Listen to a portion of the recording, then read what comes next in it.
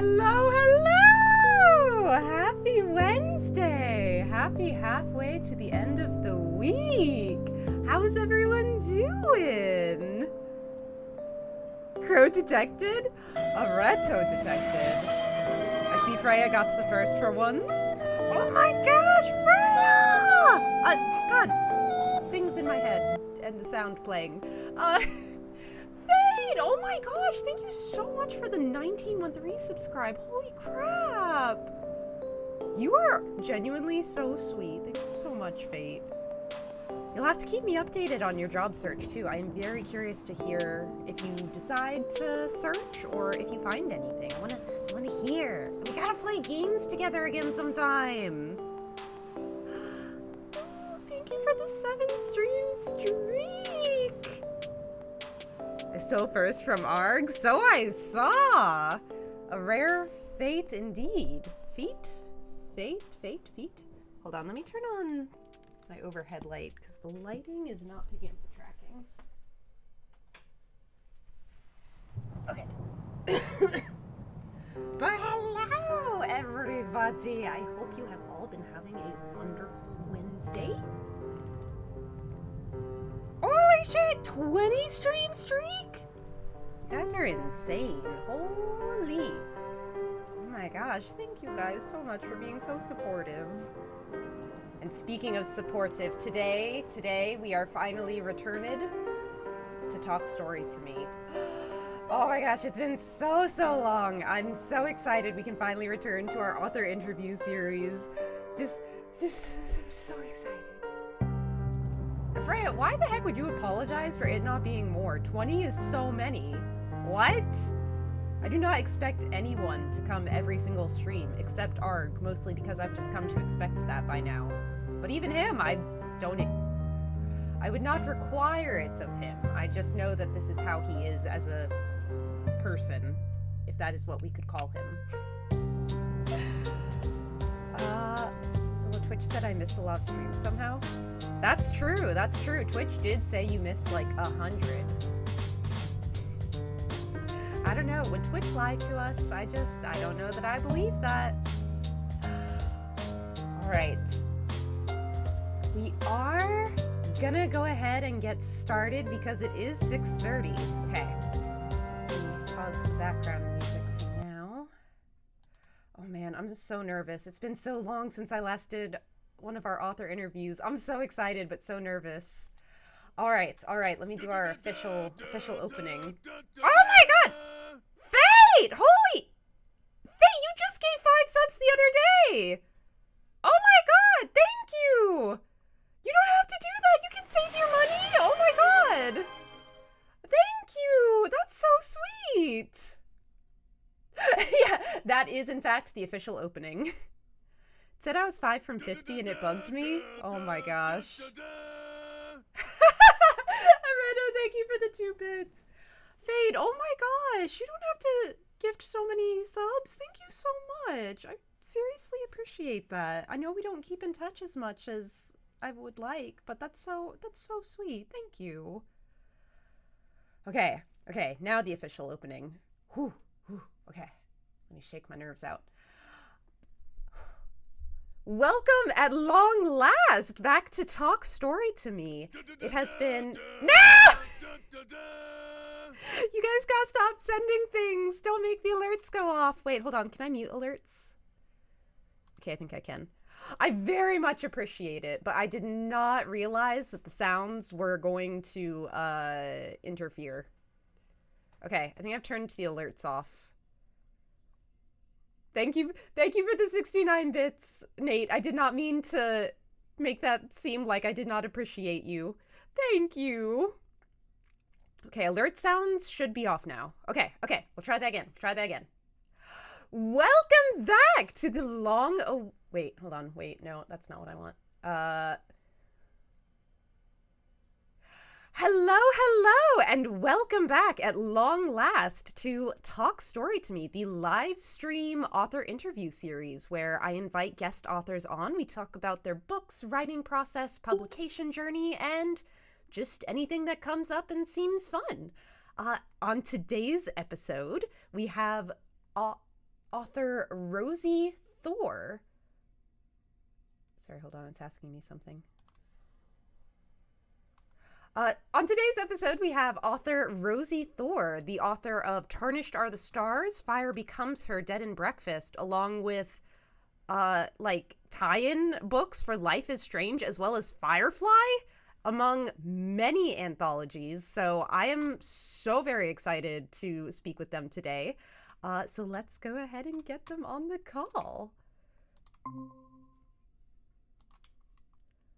Oh, hello? Hello. Hi, can you hear us okay? I can. I don't know why I said us. It's literally just me. I wasn't gonna judge. I've got friends who use plural pronouns like that, and it's cool. Oh, I just don't have a good reason to. That's fair. Well, as it sounds like you can hear me and I can hear you, so we're good. Yeah, thank you so much for joining me today. I've been so excited about being able to talk to you about all of your writing and books. Absolutely. I'm happy to be here. All right. Well, to start, would you like to give a short introduction of yourself for everyone here who may or may not know you? Sure. I'm Rosiee Thor. I'm an author.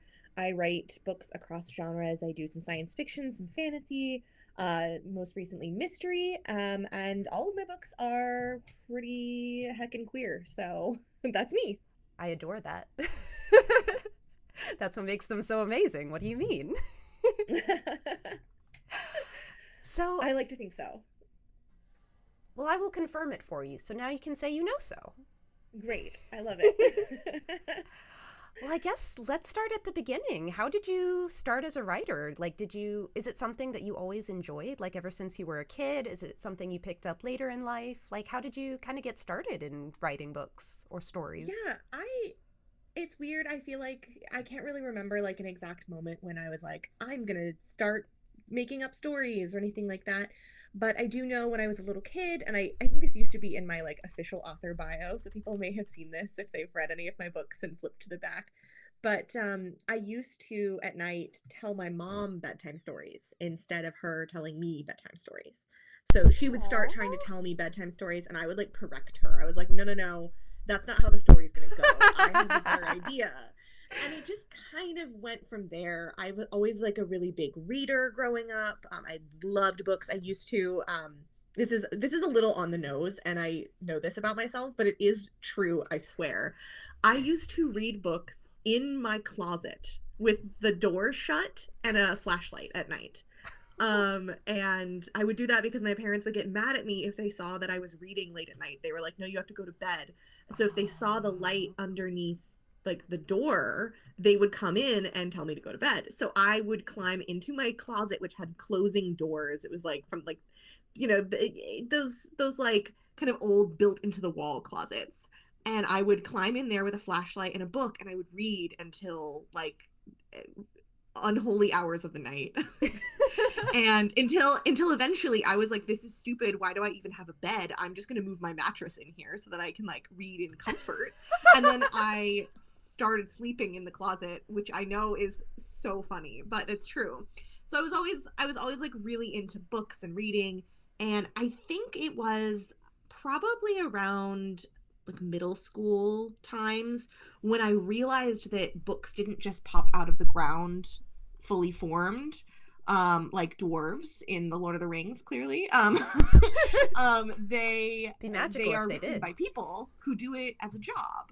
And I kind of started realizing that I think there was this book that came out in like, I don't know. I was in middle school when I read it. I think it was called The Prophecy of the Stones, and it was translated from French, and the author was like famously 16 years old or something like that. And that was the first time that I really encountered the concept of like a young author, someone who was my age or around my age doing this thing. And I was like, oh, this is a thing I could do.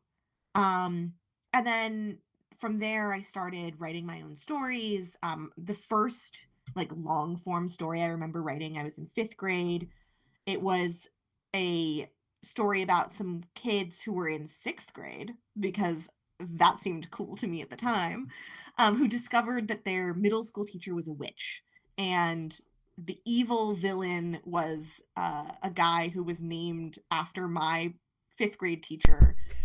And like they had the same first name, and then the last name was like a synonym for his last name. I'm just gonna out him. I don't know if he's alive. His last name was Curtin, and so I named my villain with the last name Drapes. And then I had the audacity to show him the story.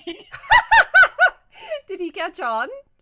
I don't think he did. Or if he did, he just decided that that was going to be okay and he let it go. But yeah, I just, from there, I was like, I am a writer. And I kind of took it on in a really pretentious way where I was like, oh yes, I'm going to write books. I'm always writing. Look at me with my 12 notebooks all the time that I would carry around, and I would write like during math class and stuff. And I would rewrite the same chapter over and over and over again, trying to perfect it. I would never get anywhere with like the books or anything. And then I wrote my first, I would say, like full-length novel. I started writing that, I think it was like junior or senior year of high school. I was like 17 or 18. And I did NaNoWriMo for the first time. And I know that NaNoWriMo is kind of dead to us now. Yeah. R.I.P. It has brought me much joy. I wrote my first book through it. I met my partner through it. And there are many, many things, many fond memories I have, but we don't condone their bullshit. So it became what it... very different from what it started as. What it started as was amazing, and then what it turned into was it just kind of like, I don't know, they got too big for their britches. They wanted to be weird and corporate about it, and it really at its core was supposed to be a community building thing. So it's very sad to me, but we're, I can't speak for you. I don't know how old you are, but I'm a millennial, and so I have a lot of practice at mourning the things that I've loved over the years and letting them go when they turn out to be deeply troubling. So no, I'm in exactly the same boat, because NaNoWriMo was how I wrote my first novel, also in high school. That's awesome. And I just have such fond memories of doing it every year with my best friend. We would race to see like who could finish first, and like I have so many fond memories of what it was, and then watching the slow and then very sudden fall from grace has been heartbreaking. Yeah, it's very, very sad. And it's like, there are so many tools and skills that I learned through that program. The word count tracker is still something to this day that I have to have in my life in order to get anywhere with anything. It looks different for me now. It's a spreadsheet instead of a graph that's created on a website, but I still use those kinds of tracking tools, and I still use a lot of the skills that I learned through NaNoWriMo about how to, plan ahead, how to write in a way that's best for me, that allows me to be efficient, but also write something with quality. So it's sad to let those kinds of things go, but I think the more important thing is to embrace the skills that we learned from those things rather than trying to like hold on to the structure of the system or whatever. Yeah. We'll take our skills and experience that we gained from it with us forever, even as we bury the remains. Yes, exactly. Yeah. That's the millennial way, isn't it? We kill things and then... Well, we're blamed for killing things. Yeah, we're blamed for killing things, and then... Supposedly. We're good at posing graveside and taking selfies. Oh, yeah. Oh, yeah. Yeah. So then how did the first book that you eventually published, I'm guessing that was Tarnished Are the Stars, how did that kind of come to be? Yeah, so I actually did end up writing that while I was doing NaNoWriMo. So originally when I was in university, I tried to pitch my writing professor a like 400 level novel writing class that would be like self-study, because I really wanted to write a book. I was like, I'm ready to write my novel, and I want to get credit for this. And so me and a friend both pitched her this idea of like, here's the structure of how we would do the class. Like, we would do it over 2 semesters. We're going to write the books. We're going to then pitch publishers. It's that we had no idea what we were talking about. And she was basically like, nah, I don't want to do that. So I had come up with this idea for Tarnished Are the Stars back then, and originally it was like an alternate history story. It was set on Earth. It was like a weird sort of like steampunk divergence at the like Industrial Revolution. Um and I shelved it. I just kind of trunked it. I was like, well, eventually I'll have time to write a book, and it's not right now because I'm not going to get credit for this, and I do have to sign up for classes where I get credits. And Yeah. about two Oh, sorry. I think you cut out just now. this another shot. Sorry, you just cut And out. oh, I'm sorry. So the last thing I heard was you had to sign up for classes that did give you credit. Yes. Yeah. So I needed to sign up for classes that were going to actually give me credit. And so 2 years later, I came back to the idea, and I was like, I'm going to get in a first draft of it. It took me about 2 months. It was more than 50,000 words. I did complete NaNoWriMo that year, but then I needed to do a second one. As is often the way. Friends, got some, yeah, I got, Oh, I'm so sorry. You're cutting up. I'm so sorry. Cutting out. like, I like to describe, I'm so I sorry. know, You just I don't know oh what's happening. It no. might be my internet. It's infamously bad. Could you start over after you had to do a second Did I try NaNoWriMo? leaving the call and rejoining? Can you hear Yeah. me now? I can hear you, but you sound a little quieter. Okay. Hmm. I can turn up the volume on my end, though, so that's not an issue. Okay. Sorry about that. Are you there? Can't hear you either. Oh, hello? I'm here. Hang on a second. Let's try this. It may be on my end because apparently the stream is starting to stutter as well. It might just be my internet going through it. Okay, I'm trying again. Okay. Can you hear me? Can you hear me? Oh, hello? Hello? Hello! Okay, I can hear you. I can hear you. Okay, great. I'm so I'm sorry so about that. sorry. I don't know No, what that was. I think it's my internet cuz apparently the stream is stuttering a bit as well. So I think it's my internet. I'm so sorry. Oh no, that's okay.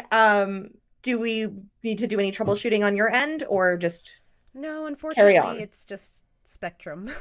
The worst. Okay, One of well, the worst internet companies. I get it. I get it. I don't have a lot of choice where I live. There's only one option and it is awful. So, Yeah, I'm kind of locked into Spectrum because of where I live. So, yeah. unfortunately. But I'm so sorry. So you said you ended up having to do a second NaNoWriMo to finish Tarnished Are the Stars? Yes. Yes, because it was about 100,000 words in the end. It was closer to like a double NaNoWriMo. So I finished that and I decided that I was going to like invest heavily in my writing as like that next year's thing because I finished the book in December.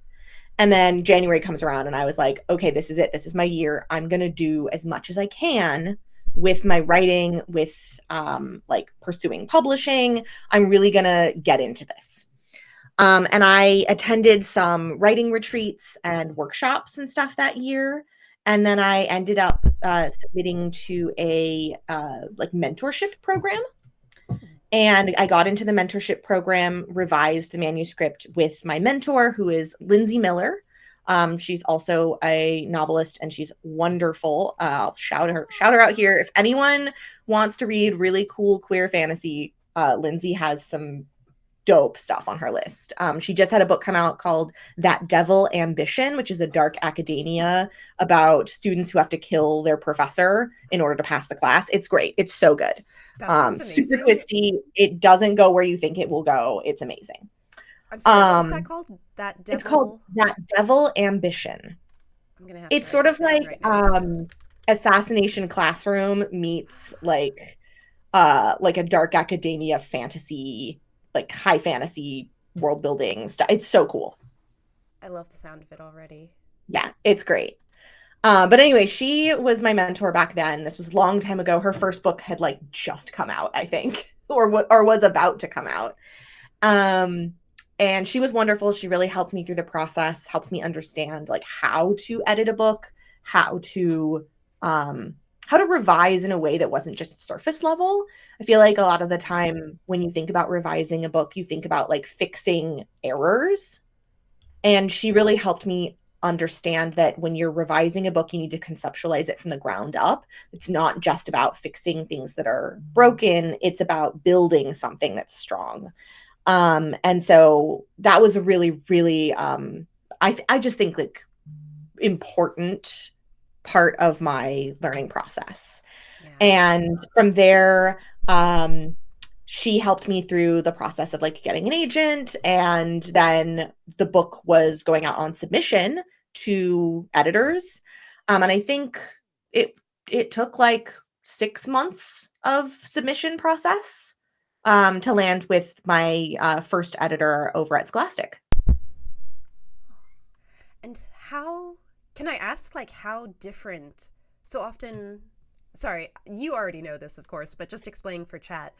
So often when editors acquire a manuscript, there can be any number of level of editing that they want to do. Sometimes they love it almost exactly as is, sometimes they want major revisions. So with Tarnished Are the Stars, like did they want like these really huge revisions or is it pretty much almost in the same state as it was when you sold it? So that book, I have talked about it before, sometimes like online in interviews and stuff. But I actually revised that book, and I mean really revised, like rewrote from the ground up. I rewrote that book about 12 times, from the first draft that I was playing around with back in college to the final draft that you see on shelves.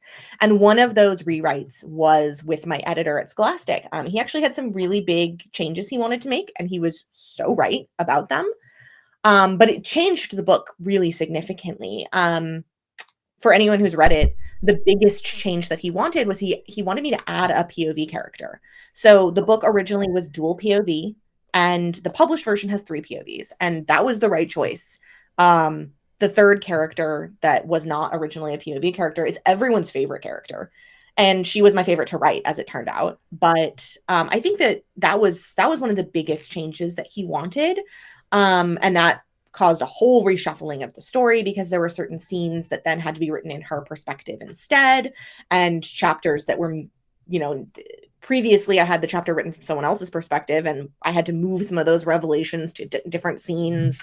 So there was a lot of moving parts for that, but it was a really interesting, I think, process for me, working with an editor on changes that big.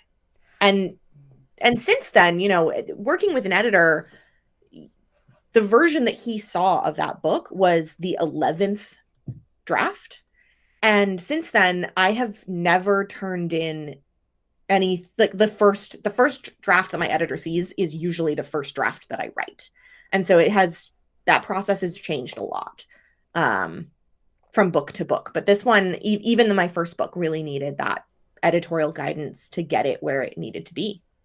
I feel like that makes sense, especially as like a not necessarily a newer writer because you had been writing for so long, but like it was your first book and you were learning so much along the way as you were rewriting it. I feel like an editor can so often come in and like I don't know, like it is still amazing to me how an editor can look at a book and just completely like revisualize it into like its best form. So like you Yeah, said, like adding a whole new POV, like that changes so much. The fact that they can like visualize and conceptualize that and like help authors like bring out the fullest of their book is just so mind-blowing to me. it's really magic. Having the right editor for the right book at the right time is so Hmm. key in publishing. And we talk about that in terms of like getting published, just finding the right person who wants to buy the book for a publisher. But I think it's also true for shepherding it out into the world and making sure that it is what it needs to be. I don't think that the book would have had the same direction if I had ended up with a different editor. And it really does change. I credit my editor. His name is Orlando Dos Reyes. wonderful. He worked on my first two books. And yeah, he's over at Scholastic. He puts out great books. And yeah, I really think that he had the editorial vision for that book that I was missing and really met me where I was at with it. I also think there's something to be said for just like I think there's an expectation that books, when they get published, that's the author's best work, and an author is putting their work out there, and like we expect debut authors to be everything. There is a certain amount of like expectation that a debut author will have a sense of what their authorial voice is. They will have confidence in their authorial vision, and I just don't think that's true. Most of us are disasters walking around trying our best, like really. I mean, it's so often I think about like the glamorous vision that I had of authors and what their lives would be like, and then look at my life and go, oh boy, Oh like, yeah. It's there are times, there are mornings where I'm just cleaning up dog vomit off the rug, and it's like that's all I do for like an hour, and you don't think about that kind of stuff. You don't think of authors as having like lives. those lives, you know. You think that they're like sitting in their little cabin lakeside drinking lattes made by a ghost, like Oh, it's if only. I mean, I wish, but Yeah, that's the um dream.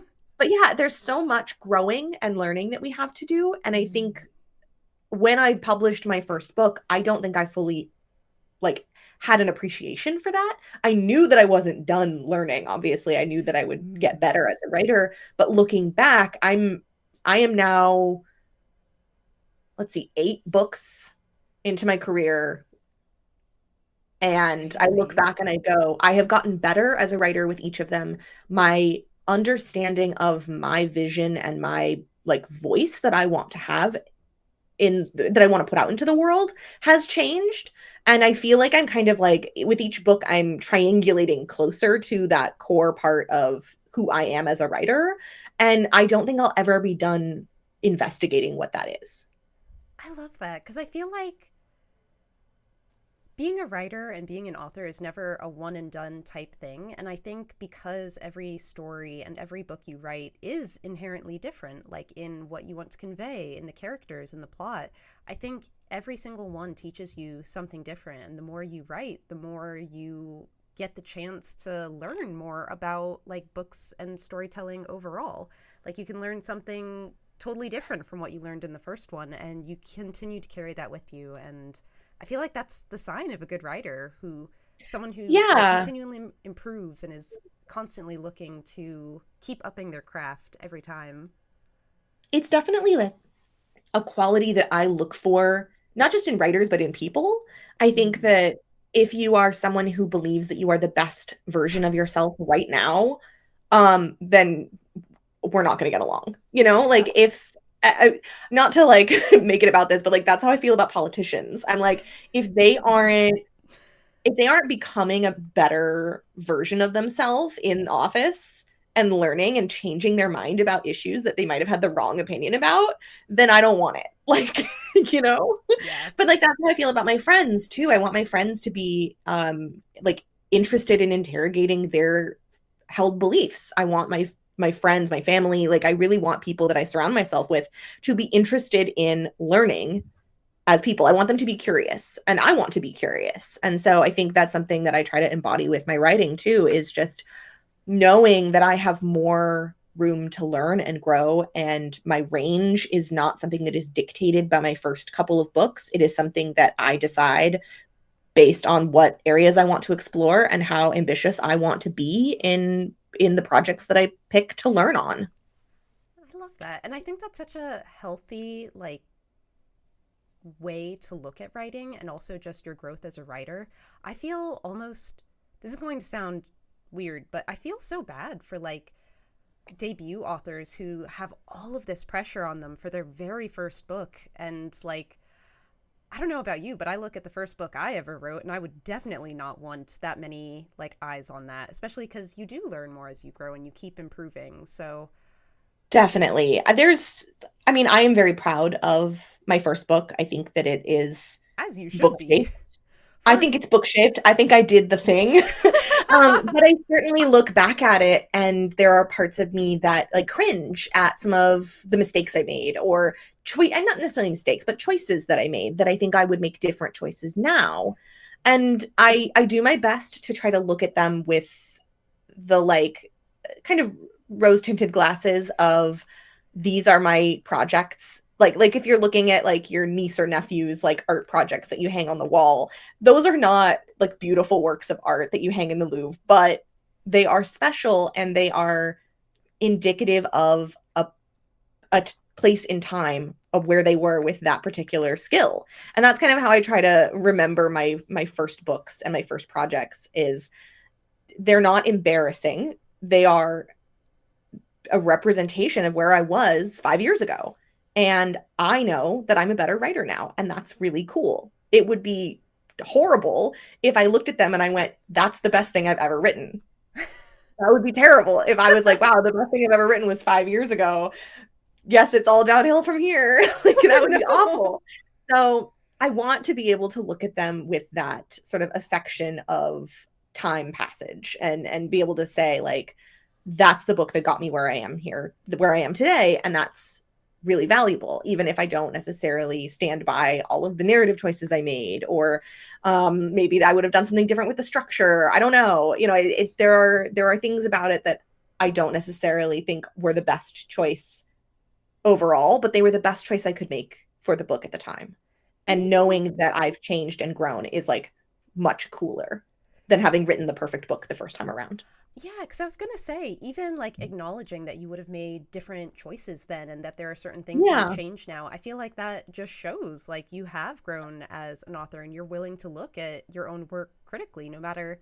Because I feel like you can absolutely be proud of things that you have accomplished, and you should be, especially since Tarnished Are the Stars is amazing, especially for a first book. Holy crap! Well, thank you. But but I feel like you can separate pride from like being able to like give yourself helpful criticism. So like Yeah. you I should be think like able to be proud and also look at it with a critical eye. Sorry, I didn't mean to yeah, interrupt you. pride does not have to be uncritical. I think pride is looking at our work and our accomplishments and ourselves with affection. And, you know, being able to hold space for that emotion of like, I did that and it's valuable, while also being able to hold space for, and I can do better. Yeah, I love And I that. think that's like the essence of like, I don't know, that's the energy I bring to the party. It's a good energy. Very You healthy. know, I'm a Capricorn. It's what can I say? All right. Well, I guess let's go ahead and talk about the books. I feel like I derailed us for long enough. I do want to talk about Tarnished Are the Stars in more depth because I loved this book so much. But I want to make sure we get to talk about all of your books, at least in a like kind of holistic sense, and get a sense of Yeah. your like journey because you are very prolific. You have written so many books and edited all of these anthologies, and I just I want to hear about all of them. So after publishing Tarnished Are the Stars, what happened next? What was next in your publication journey?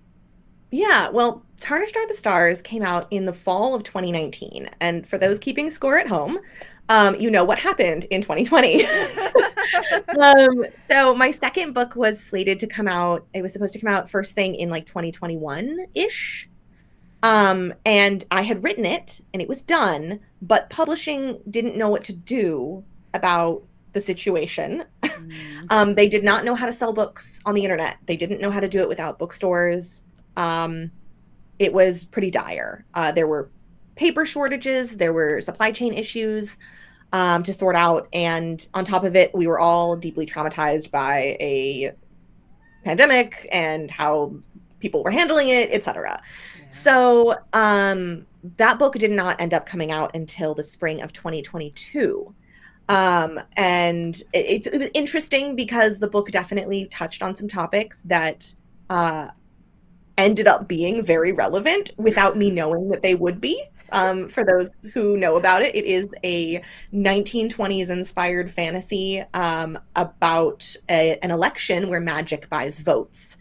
And if those of us who live in the United States will remember what happened in January 2021. I turned in the book about 2 days before that. I think it was January 4th, Oh my 2021. gosh. That's And then I had crazy to send a follow-up timing. email to my editor to say, I did not know this would happen. I am not prophetic. You should have owned that. You um, should have been like, I totally called it. This is my proof.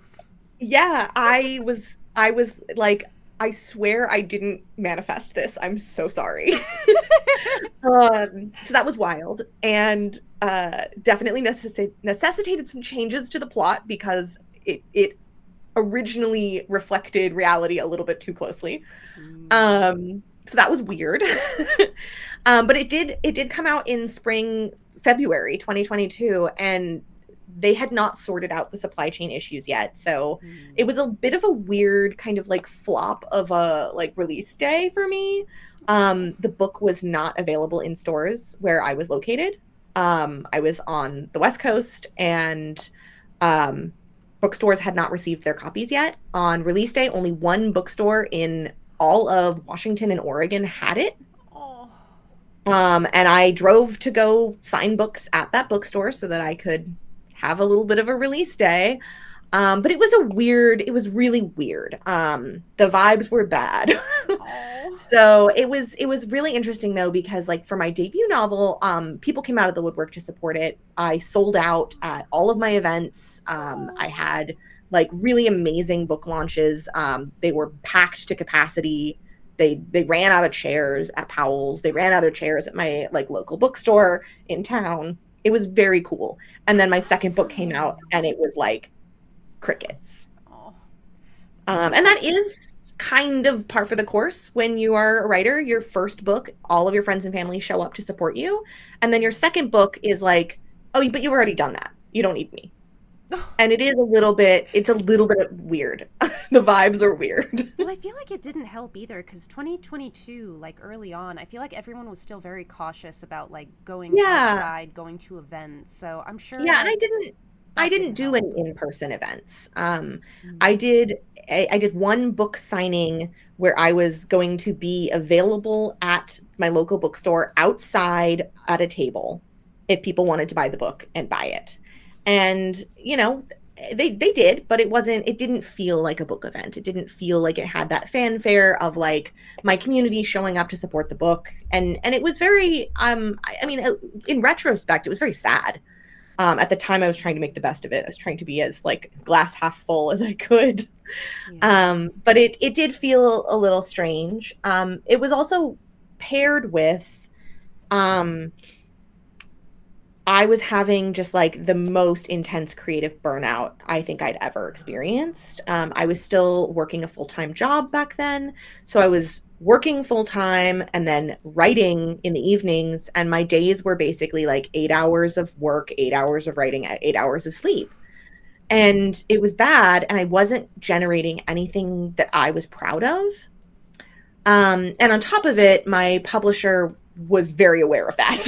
They were like, this isn't anything. Oh. And so I was really creatively stuck. And Mm. for almost that entire year, the book came out to kind of no applause, and then I couldn't figure out the next book to write. Um, it was really tricky. It was a weird year. I'd also had just quit my job right at the beginning of 2022. I left my job. I was way too burned out and just really needed a break. And I told myself that I could have a year to figure it out. I had some money saved. I was in a stable situation. And I told myself, okay, you've got a year to figure it out, or you have to go back to work. You've got to go find a job again, or you can try writing full time.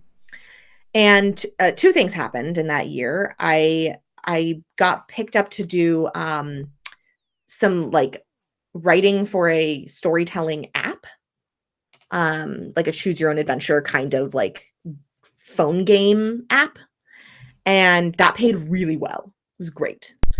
Um, I would not be here without that job. That was clutch. And that sounds That like was such really a clutch. fun job too. But I Oh my also gosh. I also got to work with a really wonderful editor on it. And she is actually an author as well, Dahlia Adler. She's really great.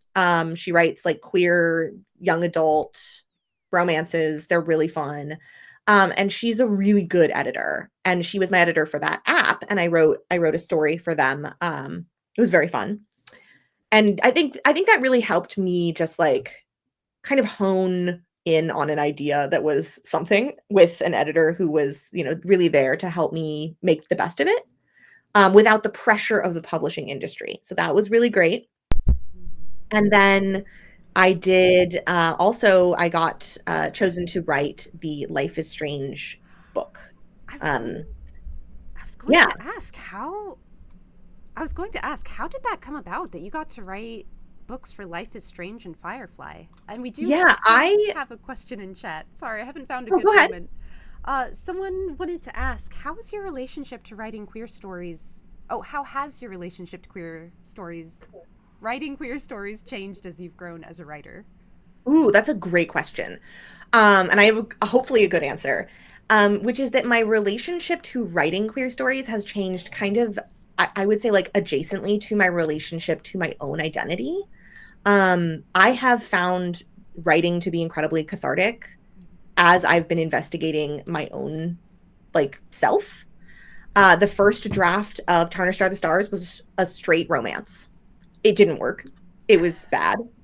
I couldn't even For those imagine who it have read as you were it, I saying tried to that. make Anna and Nathaniel fit, like but they were just like the wrong puzzle pieces that I was working with. Mm. I remember I wrote it and I sent it to a friend, and the friend was like, "I can't stop like laughing at these like romantic scenes because they just feel so wrong." And I was like, "I don't know how to fix this. What have I done? Oh no." And as I wrote the story, first came Anna's queerness and understanding that she was, not straight. That came first, and then second came Nathaniel's asexuality, and that was something that I did not know was a thing until I started writing and was part of queer writing communities, and people were talking about different identity labels. And Nathaniel's identity came before my own. Um, I understood that Nathaniel was aromantic asexual before I understood that I aligned with those identities as well. Same thing happened when I wrote my second book, Fire Becomes Her. One of the main side characters is non-binary.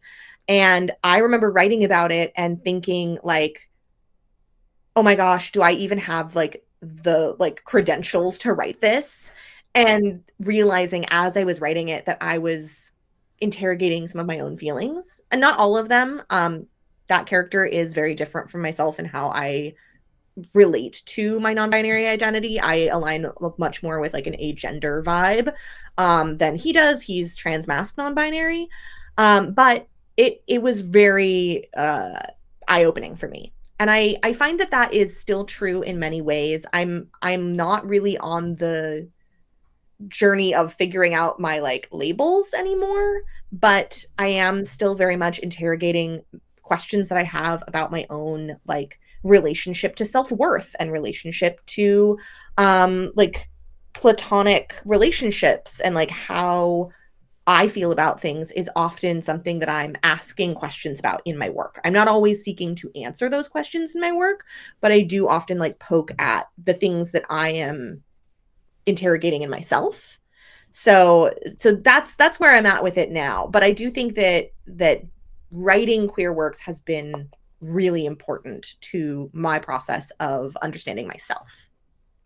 That's awesome. And I feel like the way that you described the process of like kind of interrogating your own curiosities rather than trying to give an answer is the best way to go about anyone seeking to find out more about their identity. I feel like it's less about the answers and more what you feel comfortable with as you go along. So Yeah. I feel like that's a good reflective way of discovering your identity. Yeah, and I think it's also like I do draw a distinction between like what I am willing to write about versus what I'm willing to publish about. There Mm. are some things that are too close to the chest or too that I'm too unsure of. There are times when I have tried to interrogate an idea and gone, I don't actually know how I feel about this yet, and I don't feel comfortable putting that out into the world before I have a stronger sense of what I want to say or how I want to say it. The questions that I am asking, and again, like I'm not always looking for an answer, but I want to make sure that I'm presenting them with care and with respect for other people who are asking that same question. And there are times when I look at it and I go, I don't actually think that I'm in a place where I can say something about this with and stand behind it fully. There have been times when I've looked at my own like perceptions of things, like and I'm thinking of like there have been times in the past when I've had like weird relationship to femininity and wanted to say something about that and started writing about it and realized that what I was writing about was my feeling, but not necessarily my truth. And I needed to walk it back, take it a step back. But I think it's really important, like, to let yourself, if you're a writer, to let yourself write about hard things. Let yourself write about things that maybe aren't something that you would want to publish, because you'll learn about yourself and you'll learn about what you do want to publish and what you do want to say. So yeah, I think there's a lot of room in there to explore and to experiment. I am not always the best at remembering that not everything I write has to be for public consumption, but I do think it's an important been an important aspect of my growth is to know when something maybe isn't for other people's eyes. Yeah, and I think that kind of goes along with writing for the love of writing and the art and the craft of it, rather than always thinking of publishing as the end goal. I think there are things and there are times when you need to write for yourself and not think about it being like a waste of time because I'm not going to Yeah. pursue publication, or just kind of embracing the fact that this is an act Mhm. of love for me to write this for me because I want to, not because there's some Yeah. end goal. And I think that does get tricky. Like I'm a full-time writer. I write for a living, and I only have so much time in the day. And there are certain things that it feels like if I'm writing this thing just for me, that means that I'm spending that time on something that I'm not going to get paid for. And I have to make concessions about that. You know, I have to decide, do I have the room in my schedule? Do I have the room in my budget to write something for me? But it's interesting that we're having this conversation because it does fall right into the next part of my writing journey here with the Life is Strange book, Yeah. which I actually got passed to me from a friend who had been asked to write it but was not a fan of the games and didn't feel like they would be the right choice. And so it got passed to me and I ended up writing it. And around the time I was writing that book, my brain rot favorite TV show came out. And that was Our Flag Means Death. It took over my brain. It changed my brain chemistry. I'm a different person after watching it. And I was on deadline for Life is Strange. I was writing, I was on a 40,000 word month kind of schedule. Oof. And at the same time, my brain was on a pirate ship with two gay pirates who were yearning for each other. And I didn't know how to function. So what I did was during the day, I wrote my legal contract binding fan fiction for a book that I was getting paid for. And by night, I wrote my secret freelance fan fiction that I wasn't getting paid for. And I think during those months, I think it was like May and June or something, or June and July, I can't remember, of that year, I wrote as much fan fiction as I wrote contracted fiction. I was writing as much by night as I was by day, and I was the most creatively fueled I have ever been in my life. That's so I cool because I felt hear so that alive. and I just It feel was great. drained. Like, that's so much. It was a lot. I think I wrote about 75,000 words that month. Between the two projects. How do you not have insane carpal tunnel? I my wrists do okay. There's no other part of my body that does okay, but my wrists so far they've kept it okay. They got the strength. I do have like bananas other like body problems, but my wrists are okay. My wrists and hands do okay. But yeah, I was writing so much and I was so creatively fueled. I felt so alive. I felt so joyous about what I was doing. And I was really just having so much fun. And it cured my burnout. It was amazing. I put up all my fanfic on like AO3 and I was getting comments daily and I was getting kudos. I was getting those email roundups and I was like, oh yes, validation. I feel so good. That's And then incredible. it was the best. I was having the best time. Um and that really like enabled me to take the next steps with my like creative process. Um so I wrote yeah, I was writing that book, I was writing the game, and gosh, what else even happened that year? I don't remember. Um but yeah, I ended up doing well with that one, and the I was at Emerald City Comic Con promoting the book. That was in 2023. I was promoting the book um with the voice actor who plays the character Steph in the Oh, that's so games. cool. And we were in an elevator. It was me, Katie Bentz, and our handler for the con. And I think I was telling Katie about how I got the Life is Strange book, my friend who had passed on the job and given it to me. And that friend had just written a Firefly book for the same publisher. And I had mentioned that. And they were like, oh my gosh, that's amazing. And I said, I know, right? I would kill to write a Firefly book. That was my first fandom love. And I came home from Emerald City Comic Con. It was a 5-hour drive home. I went to bed. That conversation happened probably around like 3 p.m. Mhm. I go to bed. I wake up the next morning to an email from my publisher offering me a Firefly book. Oh my And in that God. moment, I was like, okay, okay. Like, I'm not a religious person, but what's going on here? Like, That's so I was like, is incredible. there a God? Does manifesting work? Like, what's happening? Sometimes dreams do come true. Yeah, and it was wild. Yeah, Firefly was my first fandom love. I was like 12 years old and obsessed with it. I could quote it ad nauseum. It was my favorite show. I think I gave a like argumentative speech for an English class once about why the show shouldn't have been canceled, which I no longer stand by. I actually have a really strong argument for why it was really good that it did get canceled.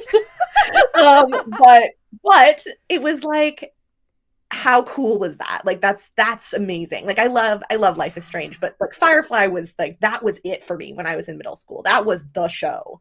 So that was the coolest experience. And again, it was just such a joyous time writing that book. I had such a fun time playing in this world with these characters that I loved. And it really helped to restore my like creative like skills, I guess, or like I don't know, my creative compass felt really off for many years. And that those books, the IP novels for properties were really helpful in helping me repair that relationship to my creativity.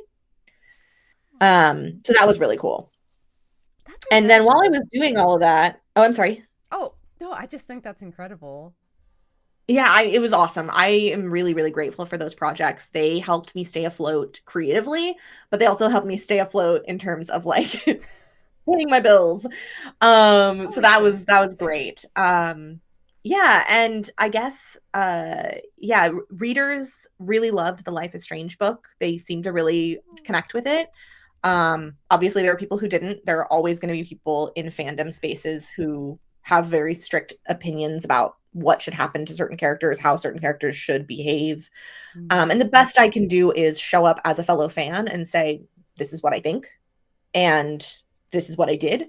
And I hope that it connects with enough people that, you know, I don't get chased out of Comic Con. Um, But what a story but that would be. yeah, I know, right? But yeah, the fans of Life is Strange really showed up for me, and they showed up for the book, and it got translated into I think like 4 languages, which is really Oh, cool. wow. And then the publisher came back to me for a second one, so I'm actually working on that now.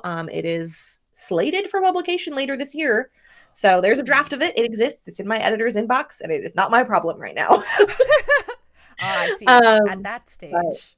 but yeah, I fully credit the fans who liked the book and who wrote reviews for it for me getting another chance to write in that universe. I do not think that without that, I would be getting that opportunity.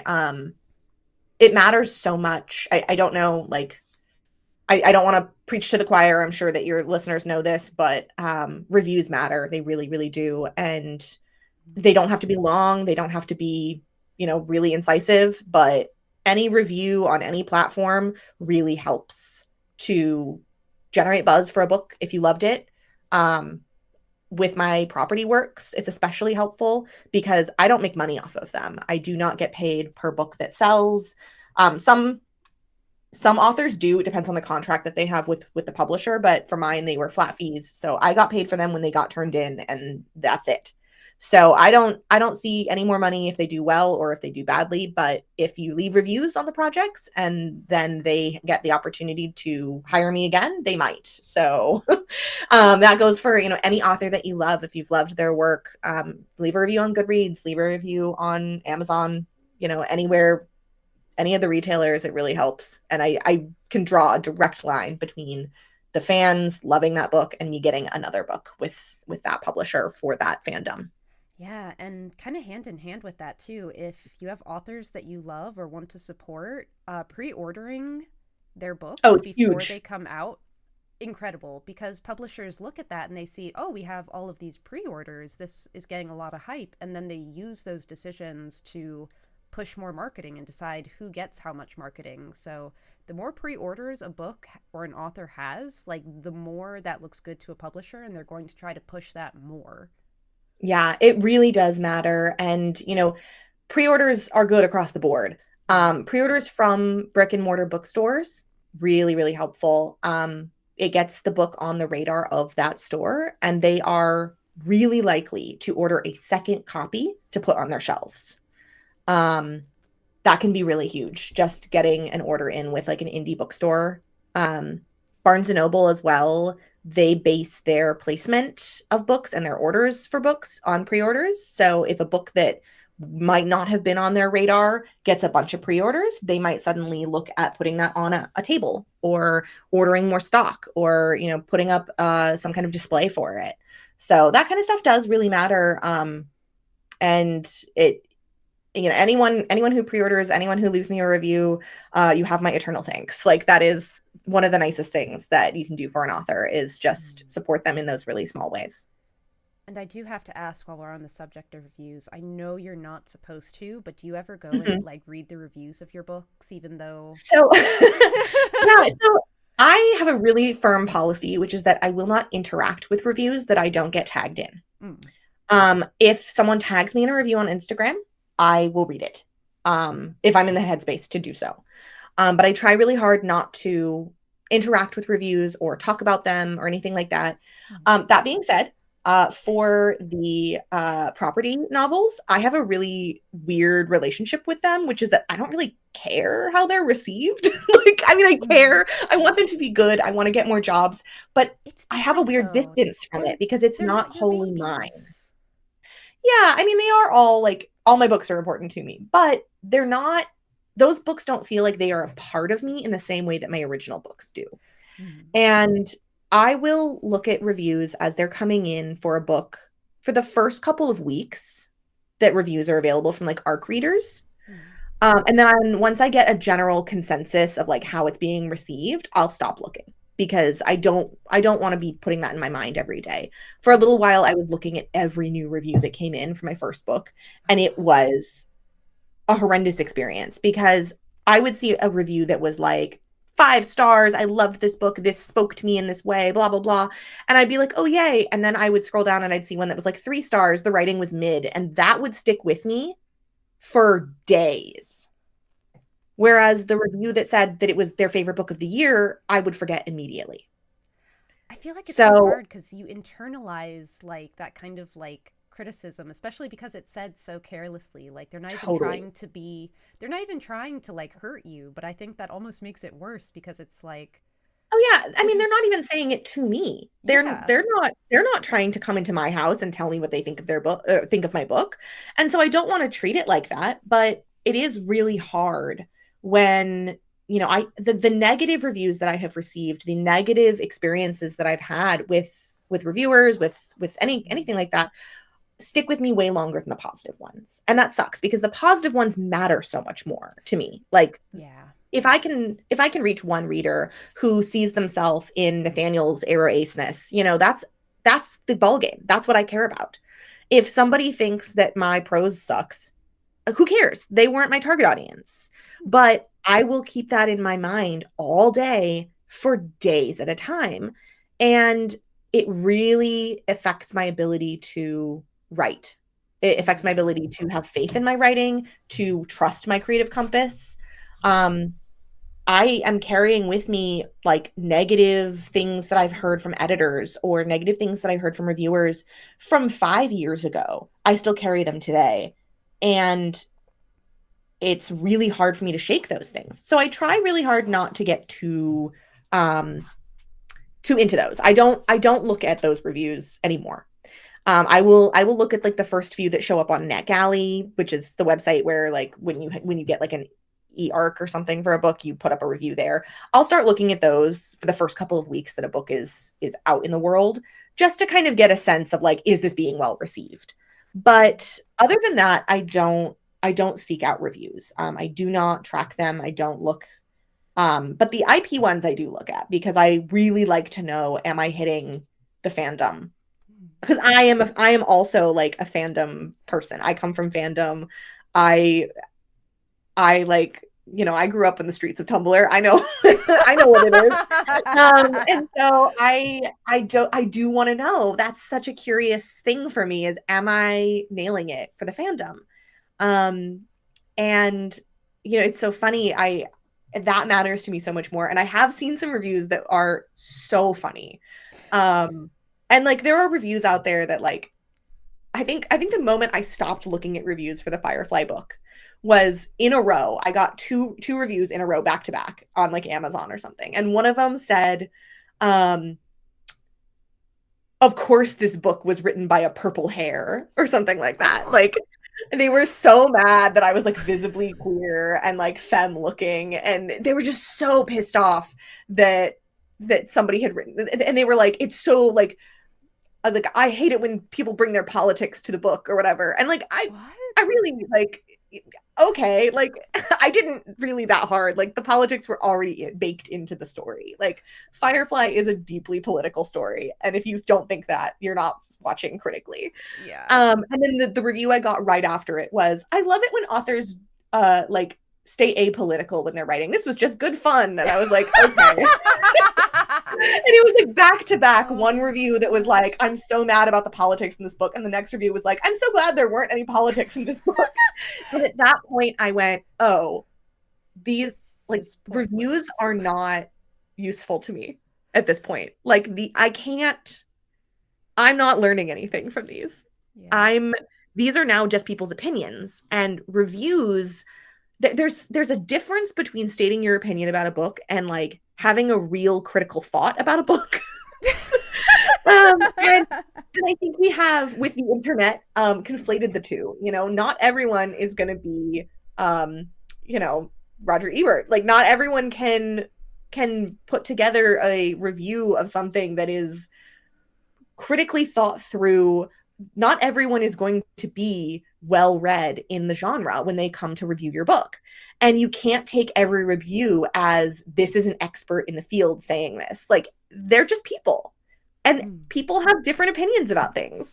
And that for me was a very stark comparison of like two people coming to the same book having exact opposite takeaways, neither of which were my intention. And it was very like, okay, we're done here. So I do read some reviews. I don't seek them out obsessively. And I will never like call out a review online or anything like that. You're never gonna find me being like, reviewers are wrong about my book. Like I'm never gonna do that. Yeah, I I could think not that even imagine. When I asked if you read yeah. reviews, I did not think for even a second that you would like Because, like, I feel like Yeah. reviews are like a safe space for readers to share their thoughts and opinions. And Yeah. I don't ever want reviewers to feel threatened by like no, the fact that I might read their review or something like that. I really try to be divorced from that space.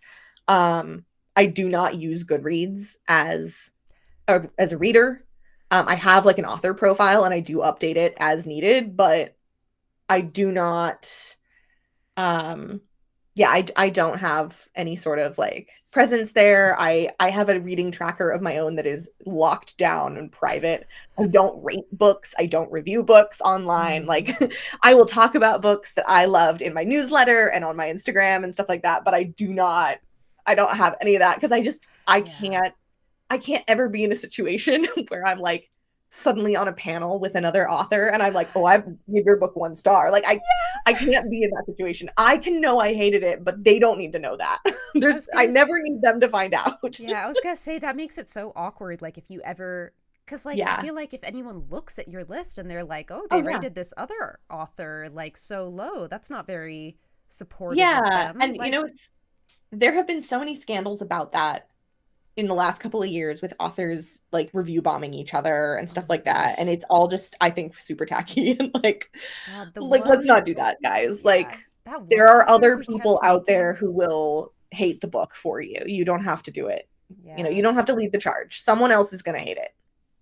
yeah, there are just so many wild stories. Like, the lengths some people will go, like, to It's intentionally review weird. bomb, it's so bizarre. Like, I was thinking, It's as soon very as you said strange. that, I was thinking of that story of the one author who created all these fake accounts, review bombed, and then when she was Yeah, called out, she made up a fake narrative about actually her friend did it it and was made up this whole so dialogue. it was so wild that I didn't believe it at first. I was like, this Right. doesn't feel real. I don't think this is too crazy. Like, it can't possibly be true. And then it was just like, okay, well, I guess. But I do, I will say, for whatever it's worth, I'm not friends with that author. I barely know them. I knew of Oh, them. I wouldn't But I wouldn't assume. I don't no, think most authors but know all other. I have a lot of compassion for debut authors who are experiencing this sort of like wild industry for the first time. Um, Mm. I really do have compassion for people who are being thrown into this world and don't know what the expectations are and are suddenly being hit with I, I guess what I would call it I kind of like it feels to me like debut year psychosis is how I think of it because that year leading up to your book's release is the most out of your own body you'll ever feel about this industry. Oh It yeah. is wild because you have years sometimes to prepare for this event. And you can't really do anything with your career until the book comes out. And yes, you can be writing other books and you can be preparing in some other way. A lot of authors really struggle to be creative while they have that much anticipatory anxiety. And I Mm. know I really struggled with this during my debut year. I had a lot of anxiety. I spent a lot of time on Twitter. Um, Oh no, not and I spent Twitter. a lot of time on Twitter, like not being my best self, I think. I think a lot of people did. And I just remember the amount of information that you have about how your book is going to do is so minimal, Hmm. and the amount of input you are getting from people around you about their experiences is so high. You are hearing stories about other people's experience, about other people's success at an alarming rate, and you are hearing crickets about your own experience. You don't know how your book's going to do until it comes out. And even people who are set up for monumental success can feel really insecure about that experience. And I have seen countless authors fall into similar traps of acting as though the other authors are their competition. I've seen it happen before. I'll see it happen again. I don't know if I'll see it happen again with quite so much drama and flair, but God, I hope but not. I have seen it, and it happens every year. And there are always authors who act like that Mm. in some way. Sometimes they're making Goodreads accounts and review bombing each other. Sometimes they're making Goodreads accounts and review bombing themselves to get sympathy. Sometimes they are talking shit about other authors that they have no business talking about. Sometimes they're just being a jerk in like private chats. Um, I've That's seen it in horrible. every shape, and it's horrible. And but I have this weird amount of compassion for people who are dealing with that, because this industry does not prepare us for it. And this industry is so opaque that like I understand to some degree like how people get in their own heads like that. I don't really understand how they then do what they do, because I think that I really do think that the best antidote for that debut year psychosis is to disengage Mm. from the publishing world a little bit. Um, so many people enter publishing and writing has been their personality. That's been like the thing that they hang their hat on for so many years. Like, I'm a writer and I'm going to be published someday. And that's been their hobby for so long that when it suddenly turns from hobby to career, they're not prepared for the void in their life of that hobby disappearing and changing. And so, the best advice I have for any writer is, when you make the shift from writing as a hobby to writing as a career, invest in some other hobbies that cannot be monetized. Mm. Find something else, because the second you get your first royalty statement, suddenly the thing that you have been using to fuel your self-worth has a number behind it. And that is really dangerous. You will crash out. I crashed out. It was bad. Yeah. I actually started gardening. That was like my gardening, and Dungeons and Dragons were like my two hobbies that I picked, of like, I'm going to do these, and I'm not going to try to become a professional D&D player. I'm not going to try to like open a stand at the farmer's market. I'm just going to grow tomatoes and enjoy them. I'm just going to play D&D with my friends and have a rollicking good time. And that really saved me from that kind of like, I don't know, just like anxiety spiral that I think a lot of authors fall into. And, Yeah. not every author who has anxiety is going to turn out to be, a bad person who's treating their peers terribly. But I do think like I I would can sure hope see not. how it happens, like Yeah. from a weird sort of curiosity perspective of like, I like to think about how the motivations behind people's actions, because I'm a writer and that's what I do. Mm. I've seen it happen, and I've watched it, and I've gone, oh, that's how that happened. Like, I see how it happened. I don't think everyone makes that choice, and I think there's a lot of people who handle it a lot healthier, but Yeah. it is an interesting phenomenon that I think gets publicized every once in a while, but is much, much more common than anyone talks about. Yeah. And I think it's so hard too because I feel like, at least for me, I you never hear about like the in between you sold your book is published. So like you're not Yeah, prepared in any way for everything that happens, because not only is there like the dreaded of waiting for it to come out for as much as like sometimes 2 years that you have to wait while you're totally. working on edits. There's also the pressures of sales, and sometimes you get a good publicist who really helps you out. Sometimes you don't, and they don't really Yeah, do and there's anything. And really so, nothing you can do about that. Like, no. And there's then you, so little, we get so little information. yes. And really, until you start having like connections with other authors, who can tell you the like the tea on the inside, Mm. you have no way of knowing. We say that about basically every part of the process, is like, it just takes Yeah. one yes to get where you're going. It takes one yes from an agent. It takes one yes from an editor. Um, but but it takes the right yes.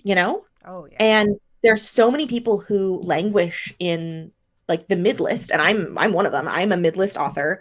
Um, because like, I might have an editor who really believes in me, but the marketing department maybe doesn't believe in me, or the marketing department believed in me but the sales people didn't believe in me, or someone somewhere along the way decided that they weren't going to pay for the ads that would be necessary for getting my book where it needed to go. um how to make a book succeed is not a mystery. Publishers Yeah. know, they've done it before. And what it is that they can't replicate is the organic buzz around a book. There are books that get basically like picked up somewhere along the way, someone somewhere reads it and goes, this is amazing, and then tells all their friends. They don't know how to replicate that, but they're trying. And it's so strange because there's so many authors I know who look at their publisher and they're like, they're not doing anything for me. I have not been chosen. And we know that the only way to succeed if you have not been chosen is that organic buzz. And it's so hard to replicate. And so it's tough. And like you just never know what you're going to get. And authors who are entering into it for the first time really don't know what they're going to get. They have nothing to compare it to. They have no idea. I've seen so many authors crash and burn who were set up for wild success. They had everything going well for them, and they couldn't see that because they were so anxious about how their book was going to do, and they had no information about, like, they didn't know how to compare it to anything. They didn't have any information to tell them whether or not what they were getting was good. It's so hard too, because I don't know if you've ever felt this, but sometimes it feels like publishing puts the pressure of sales on the authors. Oh, Like, totally. and it's so stressful because they're like, oh, Totally. well, you should do like pre-order campaigns, or you should be posting more about it on social media, or you should do all these Yeah. things. So a lot of it But ends up then, falling on the author, and there's yeah, only so much you can do to move the needle. it's very, it's very, if the book succeeds, it's their success, but if the book fails, it's my failure kind Oh, of yeah. vibes going on. It's so strange. And a publisher can lose money on a book, sure. But a publisher turns around and publishes another book. An author who has a book flop may never get another chance It's because hard. that failure is placed on their shoulders. And And it's it's very, very troubling. especially if you have to like change agents. I've noticed something these days that was not the case when I first started in the field, where agents are now asking, like, have you published a book before, which is pretty standard, but now so many of them are asking, Yeah, what were the sales numbers of your book? totally. And I'm like, Yeah. as an author, how would you even know that? Like, I don't know. I don't Yeah. like. I mean, we have royalty reports, but the way that royalty reports function is like you get them 6 months, you get them every 6 months, and they are representative of the previous half of the year. So like the royalty reports I get in October are representative of January through July of that year. And then the ones I get in April are for July through December. So you really only know how many books you sold as of like 3-ish months ago. And even then, are you going to like cumulatively keep track of that and add I every mean, I single certainly do, royalty but report? Oh. I have a spreadsheet. I do keep You're track of very that. organized. I have Okay, a spreadsheet. that's very impressive, actually. Yeah. And I don't I have not been keeping up with it like the last couple of like the last year or so. I don't think I've really been doing anything with it. But the good news is that most of my royalty reports actually do tell me cumulatively like how many books I've sold, which is nice. And I can just kind of do a quick little calculation. But royalty reports are notoriously difficult to read. Mm. They are weird. I learned I used to be an intern for an agent, and I worked for her for probably like 2 years. And a lot of what I was doing was interpreting royalty reports, reading the slush pile, all that kind of stuff, making spreadsheets. And so I did learn how to do it. And there are some out there that are just they are a different language. Yeah. Like I have been lucky that most of my royalty reports have been like on the easier side to read, but I have seen some that I've been like, this is incomprehensible. I do not know what this means. I don't know what any of this means. It's And like they're trying to it's so speak to funny. me. Yeah.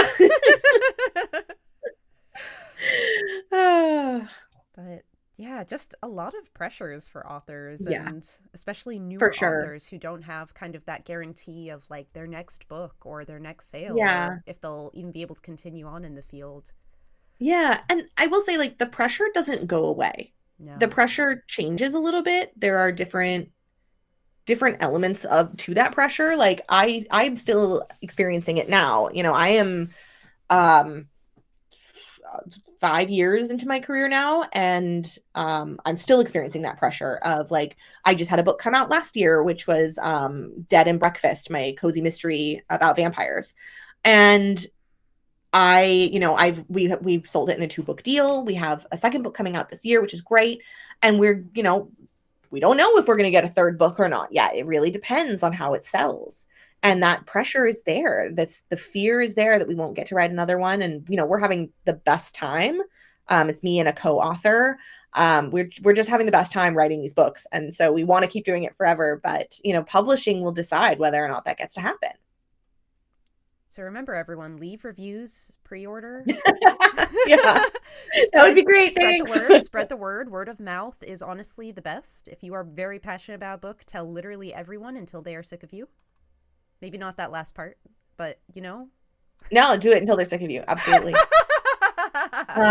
Yeah, I do that. There are books that I love that, there are certain books that are, I love them so much. The authors have no idea who I am. Or if they do, like, I don't know that they know that. Publishing is a small industry. We do all know each other. But there are books that I've read that I've been like, this is the best book. This is my favorite book. I love it so much. And I tell everyone to read it. And I have no idea if that will ever reach the author, but I do know that if more people read the book and if more people buy the book, I am more likely to get to read more from that author. And that is so worth it to me. Yes. Oh.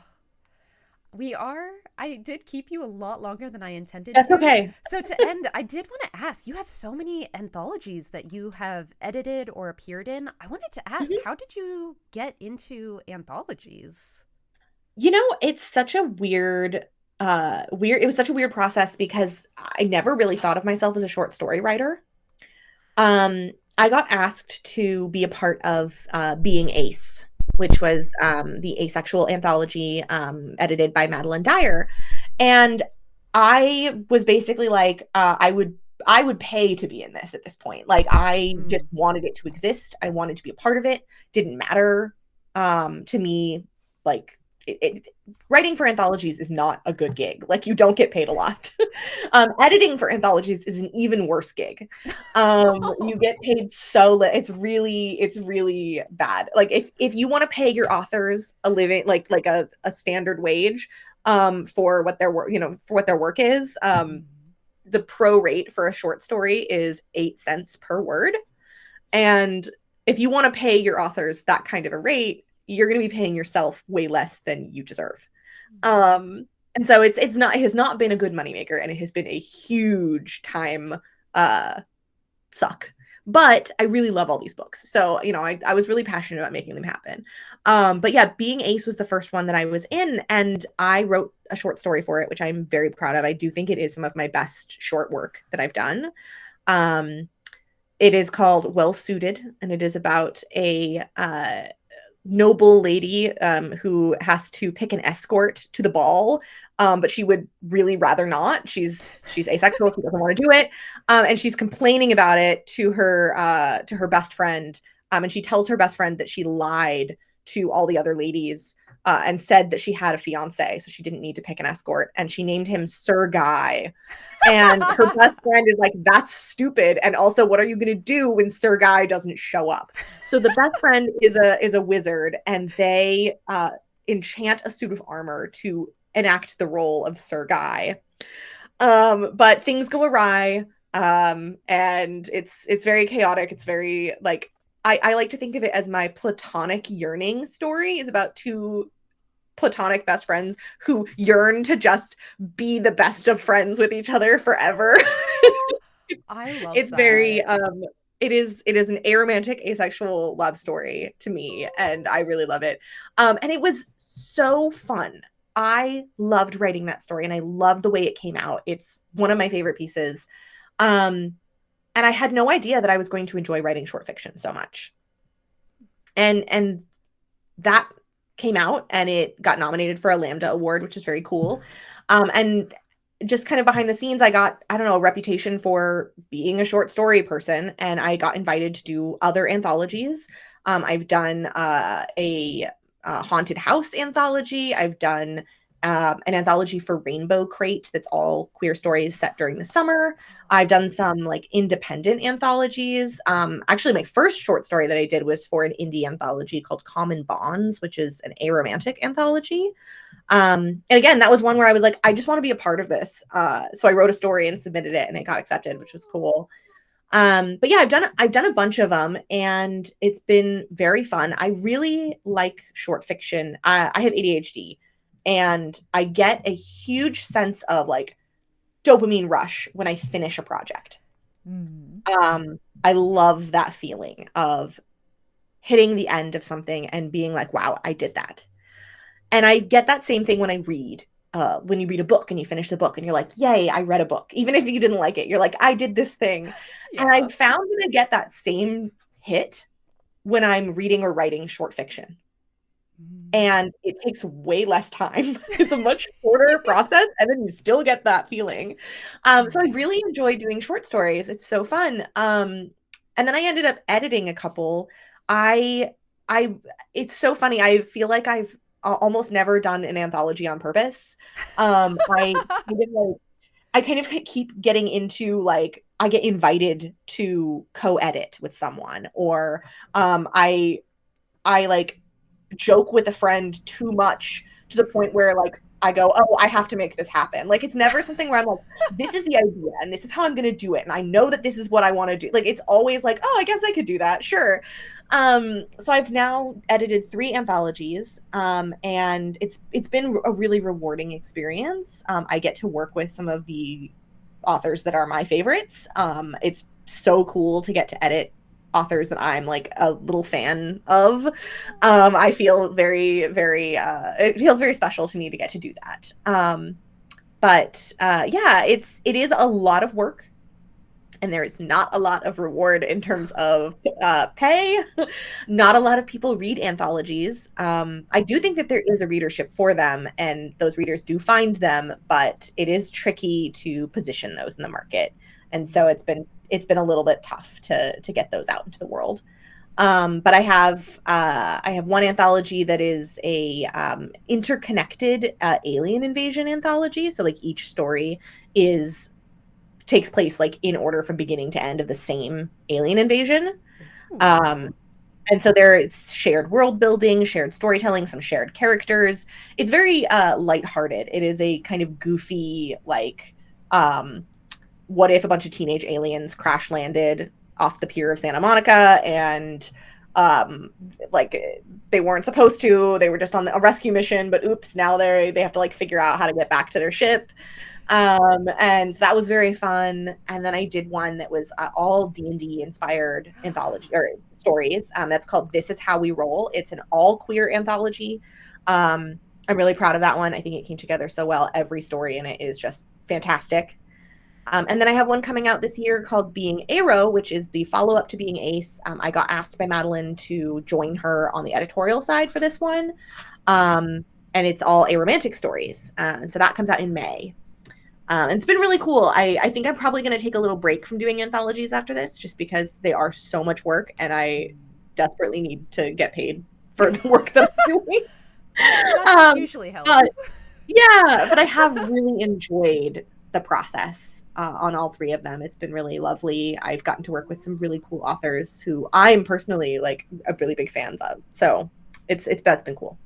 That's so awesome. And it almost came full circle. The first one that you were part of was Being Ace, and now the next one up is Being Arrow. Yeah. Take a break. That's so cool. Yeah, it's been very cool. Yeah, I'm very proud of all of these projects that I've been a part of. I think they turned out really well, and I'm really proud of the work that I've put into them.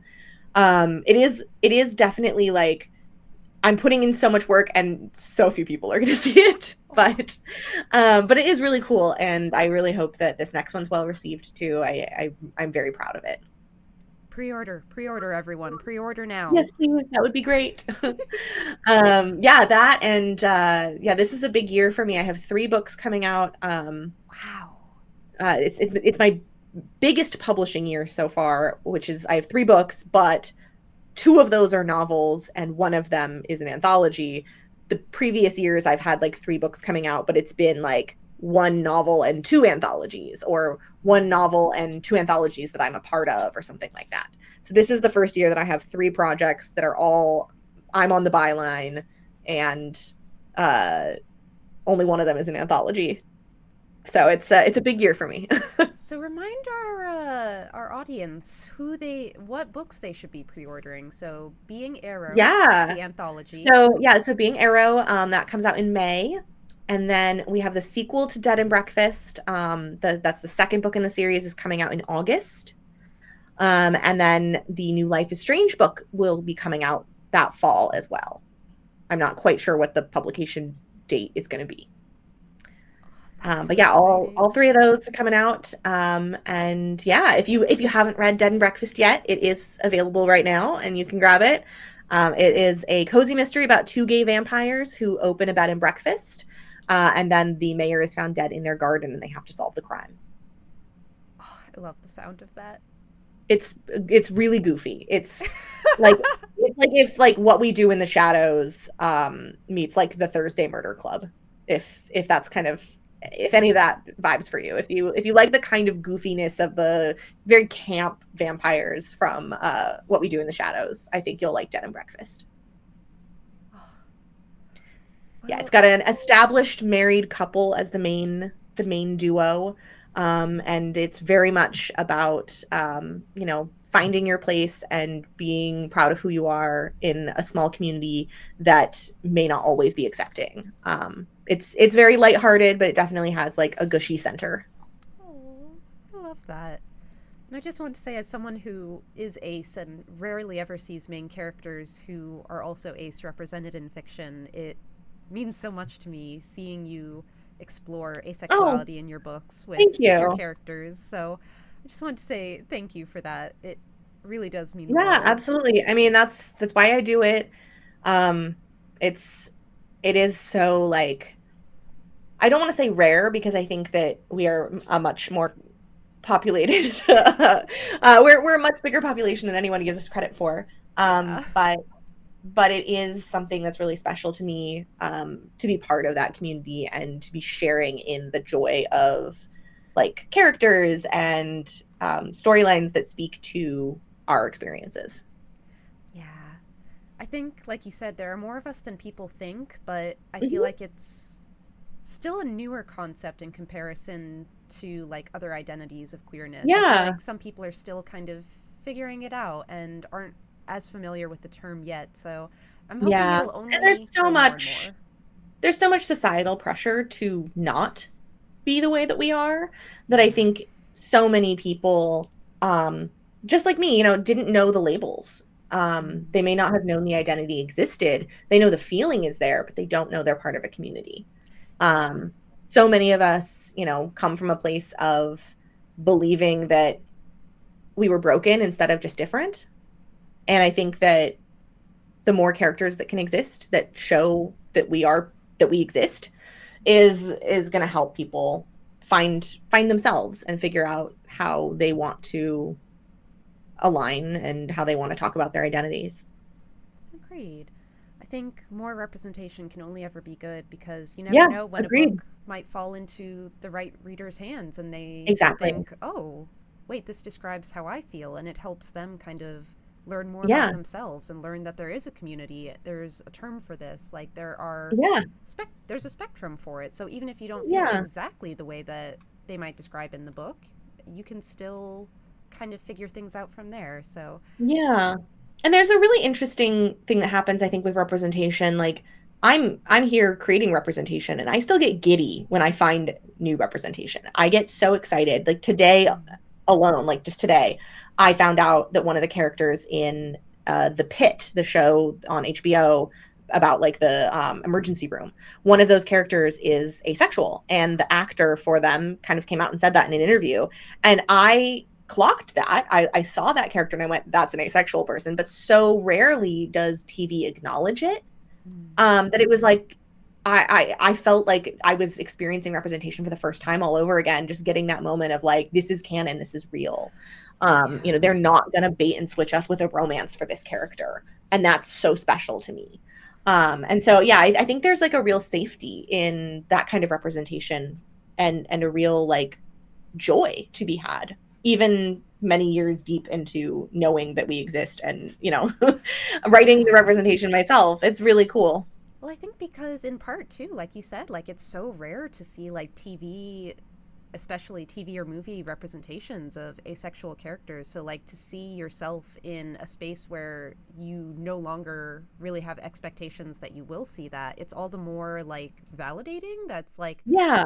oh, people are becoming more aware. They are accepting that we exist as we are, and there's not anything wrong with us. We can exist as people and have our own stories and go about our lives, and it's not any, like, weird thing. Yeah. But I It's very cool. I did keep you so much longer than I meant Oh, to, but that's okay. it was so pleasant talking to you. I was just having so Yeah, much this fun. was really lovely. Thank you so much for having me, and yeah, I appreciate it. Not at all. Thank you so much for coming on and talking to us about your publication journey and writing experience. Eventually, someday, I am going to have to pick your brain about Tarnished Are the Stars, because I Oh, did want sure. someday. It's Yeah, going to happen. I'm happy to come back. Well, thank you so much. And we're looking forward to all of your upcoming books. Well, thank you so much. And everyone have a wonderful evening or whatever time of day it is where you're located. uh, yeah, evening, I think. Yeah, great. Yeah, yeah. All right. Well, I will talk to you again sometime, and thanks again. Likewise. Thank you so much. All And right. have a great evening. Yeah. All right. Bye. Bye.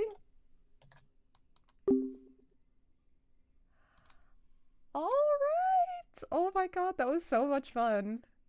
I've got so sidetracked, but I was having so much fun just talking. Oh my gosh. Oh my gosh, that was so much fun. So, everyone, that was Rosiee Thor. Be sure to check out all of their works because they are so cool. And they have 3 books coming out this year. So, the sequel to their Life is Strange story, as well as the sequel to Dead and Breakfast, and the Arrow anthology. So, be sure to check them out. Nice to add a few books to my hold list. Nice. You're doing good work, Duke. You're doing good work. But yeah, I'm so excited because it's been a very long time since we were able to have the last Talk Story to Me session. As a reminder, these sessions are turned into podcast episodes. And like I said, it's been a hot second and I have felt so bad. But the last half year was just so very overwhelming between my grandmother passing, the new job with a completely new career, just so much going on, so many stressors. But I am hoping starting from here on out, we can get back to a more regular schedule and have more of these author interviews. I'm aiming for semi-monthly. It does depend on if I can get acceptances from authors. Sometimes I try to send out 2 invites each Monday. And sometimes I get no responses, so then I'll send out another 2. So if it does happen that I get 8 rejections in a row, then obviously plans for a consistent monthly interview segment are not quite doable, but we have had pretty good luck, so I'm hoping it continues. But 2 of the other authors that were mentioned during that and book. So that Devil Ambition by Lindsay Miller was the dark academia fantasy novel that was discussed. I believe that was her mentor. And then another author who was mentioned was Dahlia Adler. Looks like she writes some very cute romances. So if you would like to check either of them out as well, it sounds like they're very good based on the recommendation of Rosiee Thor. So yeah, that's gonna be it. I hope we can do this again soon. So I'll see you next time. Bye. Okay, end podcast episode. Do you have a particular process for selecting authors, or is this a secret under the hood kind of thing? I'm going to tell you. Oh, yeah, as Arg said, don't forget to check out the past Talk Story to Me episodes as well. We do have 8 other interviews that are available on YouTube, Spotify, or Apple Podcasts. So if you liked the vibes of today, go ahead and check them out. I will say the first couple of episodes were a bit rough just because I was still figuring the lay of the land and how to do things. So the first couple episodes were very much more awkward. But yeah. All right. Let me tell you my super secret process for selecting authors. I email the authors whose books I've enjoyed recently, and I pray and hope that they say yes. And that's all I got. Yeah, basically I just reach out to authors whose works I've read and enjoyed, and I'm like, well, the worst they can do is ignore me, so why not give it a try? Which is how I get ghosted a lot, especially after. I think the thing that gets me ghosted the most, however, is the fact that I am, in fact, an anime girl conducting the interviews. I think to anyone unfamiliar with, like, VTuber culture or just that kind of nerdy. Oh, hello, Squeakette. That kind of nerdy subculture gets a little weirded out by that, which is also why we have had so many cool people on, because they are just downright nerds like us, and they're just cool with it. They're like, yeah, that sounds awesome. So I'm like, our people. So honestly, it's for the best that we get ghosted by the people who are not about that, because I don't know, I don't want anyone on who feels like uncomfortable for any reason. And I don't want to make them feel uncomfortable, so I want people who are, I don't know, like us, and exist in our space and are chill with the things that we're chill with. So it kind of ends up working out very well, actually. All of them are real bangers. Oh, you are too kind, Arg. I feel like I did such a bad job on the first, like, 2 or 3. That is indeed a process. I read a book. I like the book. I reach out to the author. Unless they are no longer of this world, in which case I am sad that I can never ask them my questions. I still remember that one agent who reached out to you twice. Anger wells within. Yeah, I don't know if I ever told this story on stream. So I had an agent reach out to me and said, hey, I have a couple of authors who I think would be great on your podcast. Do you want to, like, check them out? And I was like, yeah, they sound great. I would love to schedule something with them. Oh, by the way, this is the format it's conducted in. I am an anime girl. And they replied, oh, I don't think this format fits them. Bye. Like, they were so rude and brusque about it. And I was just seething the whole time. I was like, you reached out to me. You didn't even do the bare minimum of research to see that this is how this occurs. It's not as if I make a secret out of it. And then, like, a week later, this same exact agent reaches out to me with a different author and is like, hey, can this person come on your podcast? And I think I copy and pasted the response that they had previously sent rejecting me. I was like, oh, yeah, no, I don't think they'd be a good fit. Bye. I was just like, are you for real?